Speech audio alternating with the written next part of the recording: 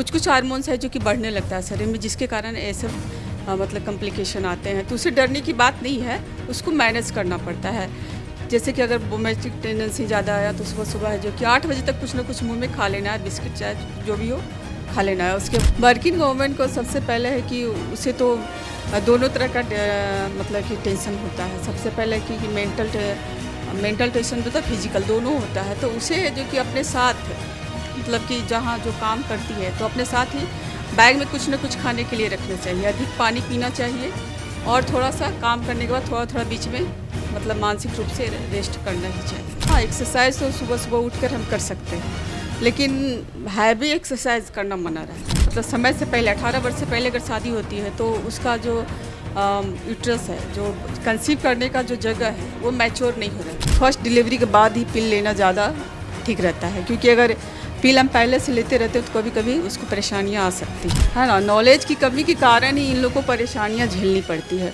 कभी कभी वो लोग हैं जो कि प्रेगनेंसी में के दरमियान वो जो है जो मेडिकल से जा कर के स्वयं है जो कि एमटीपी किट खा लेती है। एमटीपी किट जो दुकान में मिल रहा है जहाँ तक उसको प्रबंध करवाना चाहिए, उस पर मतलब कि रोक लगना चाहिए। प्रेगनेंसी के दौरान सबसे पहले है कि हेल्दी रहने के लिए, बेबी और माँ दोनों को हेल्दी रहने के लिए रेस्ट, एडुकेट रेस्ट और नींद लेना बहुत ज़रूरी है। मानसिक तनाव से फ्री होना है। अगर अच्छे परिवार हो तो बच्चे अच्छे होंगे।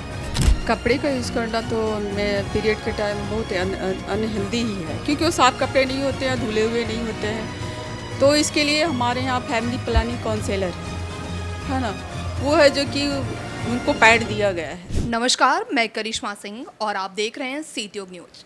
इस वक्त हम मौजूद हैं औरंगाबाद बिहार के सदर अस्पताल में, और ये वार्ड है प्रसव वार्ड, जहाँ पर हम अभी फ़िलहाल मौजूद हैं। और हमारे साथ सुरेखा मैम हैं जो यहाँ की इंचार्ज हैं। हम इनसे इनके वार्ड से संबंधित बातचीत करेंगे, प्रसव संबंधित बातचीत करेंगे कि क्या कुछ सरकारी अस्पताल में व्यवस्थाएं हैं, प्रेगनेंसी के दौरान महिलाओं को कैसे रहना चाहिए। नमस्ते मैम। हाँ, नमस्ते मैम, यहाँ पे आप इंचार्ज के पद पर हैं, कितने समय से हैं मैम? 2018 से। 2018 से। मैम, सबसे पहले तो मैं बात करूँगी सदर अस्पताल की। सरकारी अस्पताल है, यहाँ पर क्या कुछ सुविधाएं हैं?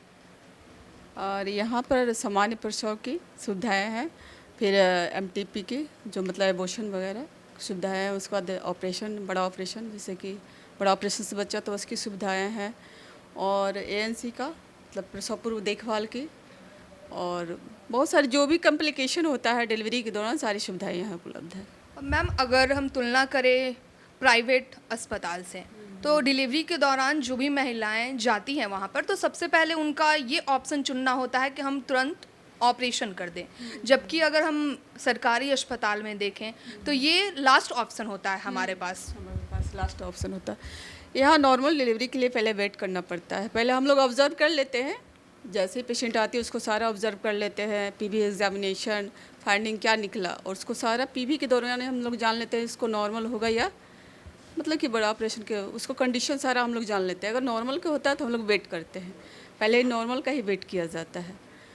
उसके बाद अगर उसका कंडीशन अगर एबनॉर्मल की तरफ जाता है, हम लोग एक पार्टोग्राफ भरते हैं, केस शीट में एक पार्टोग्राफ रहता है, उससे ही पता चल जाता है कि ये केस नॉर्मल की तरफ जा रहा है या एबनॉर्मल की तरफ जा रहा है। अगर एबनॉर्मल की तरफ जा रहा है या ऑब्स्ट्रक्टिव लेबर पेन है या प्रोलॉन्ग लेबर पेन है, कुछ भी है, तो फिर डॉक्टर को इन्फॉर्म करके फिर हम लोग उसका मैनेजमेंट करते हैं। जी मैम। और हम अब बात करेंगे प्रेगनेंसी के दौरान महिलाओं को, मतलब जब उससे हाल में मतलब कुछ महीने पहले बहुत सारी चीज़ों का ध्यान में रखा जाता है, बहुत सारी चीज़ वो ध्यान में रखें, नहीं तो उसका बाद में डिलीवरी के दौरान या बाद में उसका रिज़ल्ट अच्छा नहीं होता है।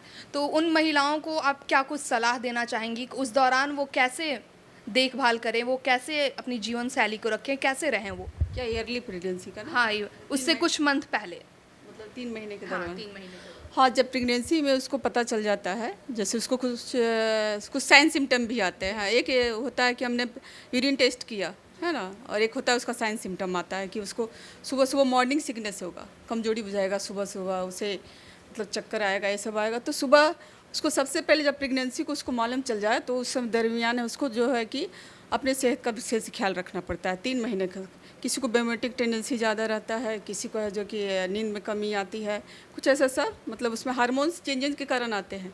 तो उसे मॉर्निंग में सबसे पहले है कि 8 बजे तक कुछ ना कुछ मुंह में खाना ले लेना चाहिए। मैम आपने जैसा कहा किसी को वोमिटिंग आता है, किसी को ये, तो इसके पीछे कारण क्या है? मतलब अलग अलग सिम्टम। हाँ, हार्मोन्स का मतलब कि चेंजेस होने लगता है। हार्मोन्स है उसमें कुछ हार्मोन्स है जो कि बढ़ने लगता है शरीर में, जिसके कारण ये सब मतलब कॉम्प्लिकेशन आते हैं। तो उसे डरने की बात नहीं है, उसको मैनेज करना पड़ता है।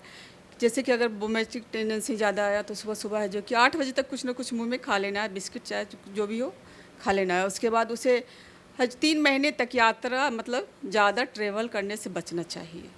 हाँ, और नींद है जो कि एडिक्वेट लेना चाहिए, दिन में 2 घंटे और 8 में कम से कम रात में कम से कम 8 घंटे। इस संबंध में आप वर्किंग वुमेन को क्या कहना चाहेंगी? जैसे कि वो अपना काम भी उस दौरान जारी रखती हैं और सब कुछ देखना भी होता है। देखना होता है। वर्किंग वूमेन को सबसे पहले है कि उसे तो दोनों तरह का मतलब कि टेंशन होता है। सबसे पहले कि मेंटल टेंशन मतलब फिजिकल दोनों होता है। तो उसे है जो कि अपने साथ मतलब कि जहाँ जो काम करती है तो अपने साथ ही बैग में कुछ ना कुछ खाने के लिए रखना चाहिए, अधिक पानी पीना चाहिए और थोड़ा सा काम करने के बाद थोड़ा थोड़ा बीच में मतलब मानसिक रूप से रेस्ट करना ही चाहिए। मतलब फिजिकली फिट होना है। इसमें एक्सरसाइज वगैरह का कितना है, हमें उस पर ध्यान देना चाहिए? हाँ, एक्सरसाइज तो सुबह सुबह उठकर हम कर सकते हैं, लेकिन हैवी एक्सरसाइज करना मना रहता है। इसमें हैवी एक्सरसाइज नहीं कर सकते हैं, जैसे कि अनुलोम विलोम कर सकते हैं, ये सब कर सकते हैं, लेकिन ज़्यादा हैवी जैसे कि हम एक्सरसाइज उठ बैठ करेगा ये सब नहीं कर सकते हैं। मैम आजकल ये चला है कि जैसे कि बहुत कम एज में जिन लड़कियों को, महिलाओं की शादी हो जाती है तो वो प्रेगनेंसी को रोकने के लिए मतलब पिल्स वगैरह का ज़्यादा यूज़ करती हैं, ठीक है? तो उसका इफ़ेक्ट क्या होता है, कितना सही है वो, कितना गलत है? देखिए, ऐसे तो कहता है कि एज उसको सही एज में ही शादी करना चाहिए, क्योंकि प्री मतलब समय से पहले 18 वर्ष से पहले अगर शादी होती है तो उसका जो यूट्रस है, जो कंसीव करने का जो जगह है वो मैच्योर नहीं हो रहता है, मैच्योर नहीं होता है। बच्चे अगर वो कंसीव कर जाती है तो ऐसे दरमियान में मतलब उसको डिलीवरी के बाद ब्लीडिंग होने का चांस ज़्यादा रहता है। इन फ्यूचर में क्या ये यूट्रस प्रॉब्लम में आने का कारण ये भी होता है? अगर ईयरली मतलब कम एज में शादी हुआ तो ये रह सकता है। और पिल लेने के जहाँ तक सवाल है तो मतलब कि फर्स्ट डिलीवरी के बाद ही पिल लेना ज़्यादा ठीक रहता है, क्योंकि अगर पिल हम पहले से लेते रहते तो कभी कभी उसको परेशानियाँ आ सकती हैं। और कुछ मतलब होते हैं रेगुलर पिल का भी यूज करते हैं, तो इसका कितना हार्म करता है ये बॉडी को? ऐसे तो सेफ़ है, पिल सेफ़ है। अगर रेगुलर भी कर रहे हैं तो अगर वो मतलब उसको किसी तरह का परेशानी नहीं है तो ले सकते हैं, उसमें कोई परेशानी नहीं है। ऐसे तो हमारे पास बहुत सारी चीज़ें हैं, जैसे कि कॉन्डोम है, कॉपर्टी है, 10 साल की 5 साल की दोनों की सुविधा है। इंजेक्शन आता है अंतरा जो कि 3-3 महीने पे लेना है, मालायन है, छाया टेबलेट है। छाया टेबलेट भी सबसे सेफ़ है, उसमें कोई भी हार्मोनल चीज़ नहीं मिलाया गया है, उससे बॉडी को कोई इफेक्ट नहीं होता है और उसमें से एनीमिया भी दूर करता है। मैम आपके पास तो बहुत तरह के केसेस आते होंगे, तो आपको अब तक क्या लगा होगा, एक आप देखी होंगी कि अब तक ऐसे केसेस हमारे पास आए हैं जिसमें बच्चियों को, लड़कियों को, महिलाओं को मतलब ज़्यादा परेशानी झेलना पड़ रहा है, तो आपको अब तक क्या लगा है? देखिए, सबसे पहले कि नॉलेज की कमी है ना। नॉलेज की कमी के कारण ही इन लोगों को परेशानियां झेलनी पड़ती है। कभी कभी वो लोग है जो कि प्रेगनेंसी में के दरमियान वो जो है जो मेडिकल से जा कर के स्वयं है जो कि एमटीपी किट खा लेती हैं। किट खाने के बाद वो 2-2 महीना तक ब्लीड करते रहती है। घर में उसके लोग है जो कि हॉस्पिटल तक पहुंचाते नहीं हैं। 2 महीने के बाद वो पहुंचेंगे जब तक वो सीवियर एनीमिया की शिकार हो जाती है, खून की बहुत कमी रहती है। ऐसे में जो कि नॉलेज होना चाहिए, अगर आपने एमटीपी किट खा भी लिया है तो जैसे ब्लीडिंग हो आप हॉस्पिटल तुरंत पहुँचिए। जैसे आपको जानकारी हो कि जैसे हमको तकलीफ़ हो रहा तुरंत हॉस्पिटल पहुँचिए, क्योंकि देर करने से आपको इन्फेक्शन का सोर्स बन जाता है बॉडी में, उसके बाद आपको लॉन्ग ट्रीटमेंट की ज़रूरत पड़ेगी। तो नॉलेज का कमी है, इसके लिए तो एमटीपी किट जो दुकान में मिल रहा है जहाँ तहाँ उसको प्रबंध करवाना चाहिए, उस पर मतलब कि रोक लगाना चाहिए। मैम कुछ ऐसे भी केस आते हैं जो प्रेगनेंसी मतलब रहती हैं उस दौरान कुछ ना कुछ दिखते होंगे या फिर जो भी कुछ होगा, तो डिलीवरी के बाद बच्चे का बहुत कम वेट होता है, उसके पीछे भी कुछ कारण होगा? हाँ, IGR उसको कहते हैं, बच्चे का ग्रोथ है जो कम होता है। तो उसमें है कि उसका अगर सही से माँ का न्यूट्रिशन नहीं मिला हो, माँ का न्यूट्रिशन अगर सही से नहीं मिला हो तो बच्चे का वृद्धि कम होता है। या फिर उसको अगर जो जाने का रास्ता होता है, हाँ, उसमें अगर दिक्कत आ रहा है तो न्यूट्रिशन बच्चे के पास सही से पहुंच नहीं पाता है। इसके कारण भी बच्चे कमज़ोर निकलते हैं। कभी कभी समय से पहले अगर डिलीवरी होगी तो भी बच्चा कमज़ोर निकलता है। मैम अब हम बात करेंगे यहाँ की, तो आप अस्पताल में बताएं किस तरीके का ट्रीटमेंट होता है, कैसे रख रखाव होता है, देखभाल होता है, अगर वैसा केसेस आते हैं या पहले से भी हॉस्पिटल में अगर लोग रहने के लिए आते हैं उस दौरान कुछ दिक्कत होगा है तो जैसे प्रेग्नेंट महिलाओं मतलब हॉस्पिटल में भी या प्री टर्म में अब ऐसा प्री टर्म का अगर मेरा हमारे पास केसेस आते हैं तो उसको हम लोग देख लेते हैं कि वो प्री टर्म कहा जाता है कि 36 वीक से पहले डिलीवरी का, है ना। तो 36 वीक से पहले डिलीवरी आता है तो हम लोग उसको कॉर्टिकोस्टेरॉइड इंजेक्शन देते हैं ताकि उसका बेबी का लेंथ मैच्योर हो। उसके बाद एक मैग्नीशियम सल्फेट इंजेक्शन आता है, वो भी पड़ता है न्यूरो सिस्टम को मजबूत करने के लिए। उसके बाद उसकी देख रेख की जाती है कि ताकि उसको मतलब अगर समय अगर आगे खींच ले 1-2 सप्ताह तो और अच्छी बात है, नहीं तो फिर उसको अगर डिलीवरी होना तो फिर डिलीवरी के लिए हम लोग सेफ से उसको डिलीवरी कराते हैं। फिर हमारा एसएनसीयू डिपार्टमेंट है बच्चे का, उसमें हम उसको रिफ़र करते हैं भर्ती करने के लिए। मैम कुछ महिलाओं को टिप्स देना चाहेंगी प्रेगनेंसी के दौरान, मतलब जच्चा बच्चा दोनों स्वस्थ रहे? हाँ, दोनों प्रेगनेंसी के दौरान सबसे पहले है कि हेल्दी रहने के लिए बेबी और माँ दोनों को हेल्दी रहने के लिए रेस्ट, एडिक्वेट रेस्ट और नींद लेना बहुत ज़रूरी है।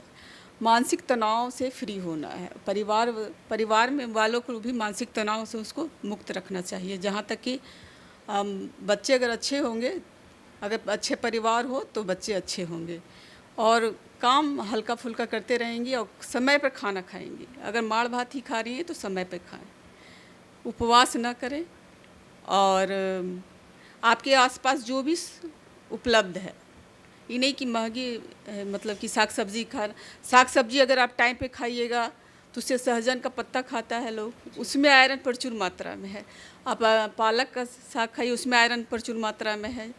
मतलब जो आपके आसपास जो उगने वाले साग सब्जियों से भी खाकर आप हेल्दी बच्चे को जन्म दे सकते हैं। ज़रूरी नहीं है कि हम मार्केट के महंगी चीज़ें ही खाएं तो आप हेल्दी होगा, लेकिन हाँ सबसे पहले कि उस दौरान एक रूटीन फॉलो करना होगा। हाँ, रूटीन फॉलो करना होगा।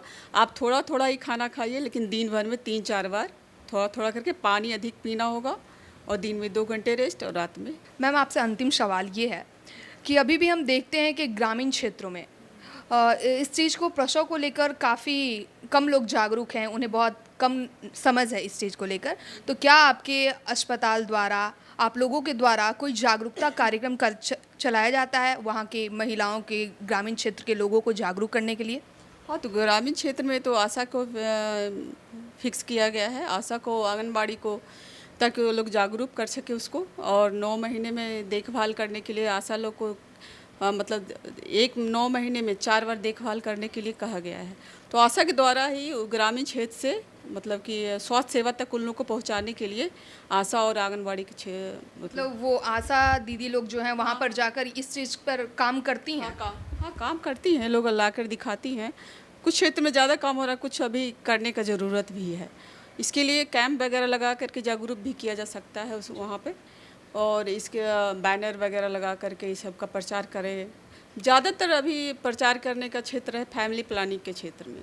वही मतलब वहीं पे जगह पे जहाँ फैमिली प्लानिंग है वही जगह पे लोग हैं जो कि बहुत सारी मिसकंसेप्शन पाल रखे हैं कि कॉपर्टी लगाएंगे तो कैंसर हो जाएगा, मतलब इंजेक्शन लगाएंगे तो ब्लीडिंग ज़्यादा, मतलब बहुत सारा चीज़ है जो उन लोग के मन में रहता है। इसीलिए यहाँ आने के बाद अगर हम लोग सलाह भी देते हैं तो लोग कुछ जो जानकारी है तो लेते हैं सलाह, नहीं तो फिर वो लोग रिफ्यूज़ करके चले जाते हैं। तो और मैम जो मतलब जागरूकता कार्यक्रम आप चलाती हैं, क्या उसमें इन चीज़ों के बारे में भी आप चर्चा करती हैं कि जो कम उम्र की बच्चियां होती हैं, जो उनका पीरियड्स स्टार्टिंग होता है, तो बहुत चीज़ों की कमियां भी होती हैं जिस कारण वो लोग पैड्स वगैरह नहीं यूज कर पाती हैं सही तरीके से, अगर देखा जाए कपड़े का यूज करती हैं। तो आपको क्या लगता है कि उससे वो कितना हेल्दी अनहेल्दी है बॉडी के लिए, लड़कियों के लिए? कपड़े का यूज़ करना तो मैं पीरियड के टाइम में बहुत अनहेल्दी ही है, क्योंकि वो साफ कपड़े नहीं होते हैं, धुले हुए नहीं होते हैं। तो इसके लिए हमारे यहाँ फैमिली प्लानिंग काउंसलर है ना, वो है जो कि उनको पैड दिया गया है, बहुत सारा पैड दिया गया सरकारी में कि जो स्कूल में जाकर उनको बांटना है, हाँ जो भी है उनको काउंसलिंग करना है। जो भी लड़की अभी जो मतलब कि 9-10th में रहती है, 8th क्लास में रहती है, तो चीज़ों के बारे में हाँ जानकारी पीरियड के बारे में उनको जानकारी देना है कि किस तरह से वो आए, तो मतलब क्या करना है, गंदे कपड़े नहीं लेने, उनके पैड इस्तेमाल करना है और पैड भी कितने देर में चेंज करना है। जैसे कि एक पैड है जो हार्डली है जो कि 4 से 6 घंटे में चेंज कर लेना है।